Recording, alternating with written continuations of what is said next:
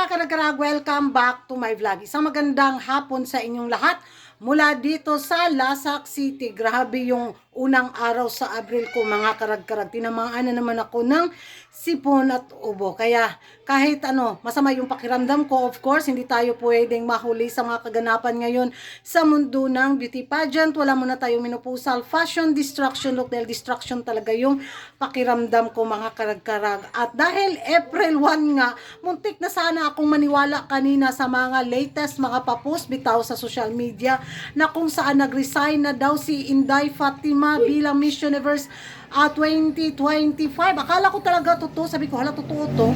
Tapos chinek ko yung mga comment ba, ay April 1 pala yun. Na April Fool din ako makakarag-karag, diba? Kundi naman ako syungga-syungga din. Muntik na sana ako maniwala. Laka, magandang chismisan sana yung magaganap. Magandang chikahan sana yung magiging eksena natin dito sa bitaw ganap sa mundo na beauty pageant kung tuluyan nga nag-resign si Inday Fatima. Kaso nga, ayun, nadalig din ako sa fake news. Na dumaan kanina sa social media kung mga karag-karag yung naging speech bitaw ni Upal. Upal, ipal kaayo siya yung, kasi alam natin na host country ang Vietnam sa Miss World 2026. Ayun, nagpabango eksena din sila at very happy naman ang mga taga-Bitsin, mga karag-karag, dahil na-kick out daw ang Pins bilang host country sa Miss World at pinili daw ang Vietnam, which is powerhouse country daw sila sa Miss World. Musamot man akong sipon nila So, yun mga karag-karag.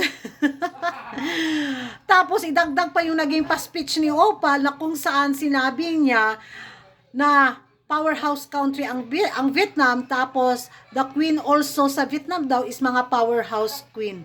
Kuha? Grabe po oy. Grabe po kaulug-ulugan kay ni si Upal-Upal oy, powerhouse queen bagod oy.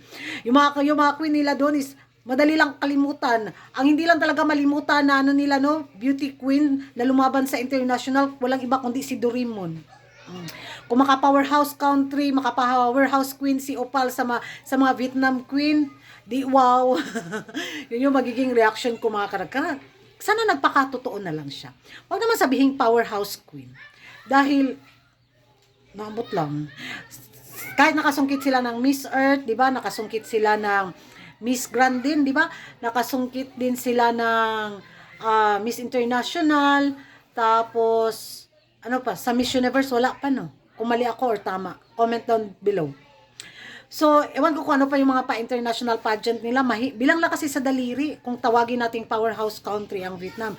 Kaya ayun, at dahil nga sa pagiging host country nila sa taon na to, nagsanipwersa ang mga kulukong hungdag ko. Ang taga Milky Way at ang taga Bitsin. Inano na naman nila ang Pins. Bakit daw hindi kayang mag-host country ng Pins sa Miss World? It means daw hindi talaga daw mabango ang Pins kay Maring Julia. E di sa inyo na ang Miss World, oy, kalabad ba nila, oy? Kung makakuha naman sila, i-insert na naman yung pangalan ng Pins ba? Dahil host country sila, ayun na. Ligwak gano'n na naman ang Pins nito sa kanilang mga chismisan. Na top topic na naman tayo, ay makakaloka. So yan mga karag-karag, mga latest kaganapan chismisan galaw na pinag-uusapan nila. At tungkol naman sa Miss Universe Philippines 2026, wala pa akong masyadong nasagap na mga paintriga eksena. Inaabangan ko, mga karag-karag, baka mamaya meron tayong mahagilap na mga pasabog na mga pa-iskandalo at pa-issue. Dahil yan naman talaga yung content ng YouTube channel ko, of course. And thank you for watching, mga karag-karag. Ano yung masasabi nyo na powerhouse country nga ba o powerhouse queen nga ba ang taga-Vietnam? Lagi nga tayo sa comment section at kung hindi ka pa nakapag-subscribe sa YouTube channel ko, don't forget to like and subscribe Karag, and hit the notification bell para updated kayo sa mga latest kaganapan at late na intriga sa mundo ng beauty pageant. And thank you for watching. See you in my next vlog. Bye-bye!